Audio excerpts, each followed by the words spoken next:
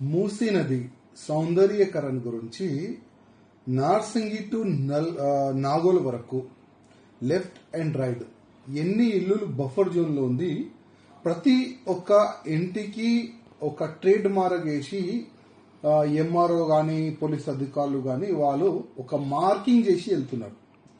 అదేవిధంగా జనాలకి చెప్తున్నారు ఇది ఇవాళ లేకపోతే రేపు ఎప్పుడైనా డిమాలిష్ కావచ్చు.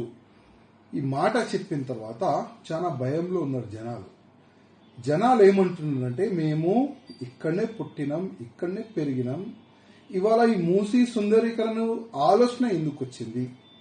ఇన్ని సంవత్సరాలు మీ గవర్నమెంట్ ఉంటే గతంలో, కానీ ఇప్పుడు ఎందుకు వచ్చింది? దాదాపు 50 years 60 years నుంచి అక్కడ జనాలు ఉంటున్నారు. వాళ్ళు ఒక క్వశ్చన్ అడుగుతున్నారు, కానీ గవర్నమెంట్ దగ్గర సమాధానం లేదు. అదేవిధంగా జనాలు ఏమంటున్నారంటే ఫస్ట్ పలగొట్టే ముందు మేము ఎక్కడ వెళ్ళాలి, దానికి సమాధానం ముఖ్యమంత్రి చెప్పాలి. ఇవాళ మీ ఆఫీసర్లు వెళ్తున్నారు, మార్కింగ్ చేస్తున్నారు, ఇవాళ లేకపోతే రేపు బుల్డోజర్ వస్తుందంటే నైట్ నిద్రలేదు జనాలకి, అంతా భయంలో ఉన్నారు. ఇప్పుడు నా నియోజకవర్గంలో కూడా దాదాపు చంద్రకిరణ్ బస్తీ నుంచి సిబిఎస్ వరకు కొన్ని ఇల్లులు ఉన్నాయి. చాలా పేద ప్రజలు, వాళ్ళు ఎస్సీ ఎస్టీలు అక్కడ ఉంటారు.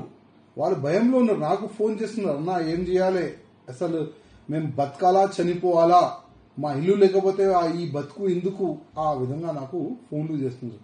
అందుకోసం ప్రత్యేకంగా కలెక్టర్ గారికి ముఖ్యమంత్రి గారికి ఫస్ట్ ఇల్లు పలగొట్టే ముందు వాళ్ళకి 2 BHK డబుల్ బెడ్రూమ్ ఇస్తారా, లేక ఇల్లుకి ఇల్లు ఇస్తారా, లేక ఒకవేళ వాళ్ళు ఒప్పుకుంటే వాళ్ళు ఇల్లు పలగొట్టిన తర్వాత వాళ్ళకి డబ్బులు ఇస్తారా?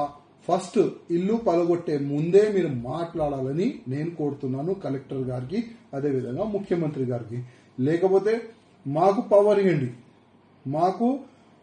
ఇవ్వండి, మేము మాట్లాడతాం వాళ్ళకి, మేము వాళ్ళకి హామీ ఇస్తాం. కానీ మాకు పవర్ ఇచ్చే ముందు ఫస్ట్ మీరు ఒక మీటింగ్ పెట్టండి ఎమ్మెల్యేస్ తోని, ఈ సిటీ ఎమ్మెల్యేస్ తోని మీరు మీటింగ్ పెట్టండి. నార్సింగి టు నాగోల్ వరకు ఎన్ని ఇల్లు, దాదాపు 26,000 ఇల్లులు మధ్యలో వస్తున్నాయి, అన్ని పలగొడతామని మీరు చెప్తున్నారు.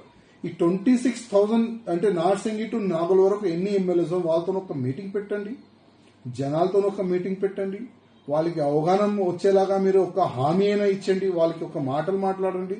దాని తర్వాతనే ఆ ఇల్లులు పలగొట్టాలి, ఆ డిమాలిష్ చేయాలని నేను ముఖ్యమంత్రి గారికి కలెక్టర్ గారికి కోరుతున్నాను.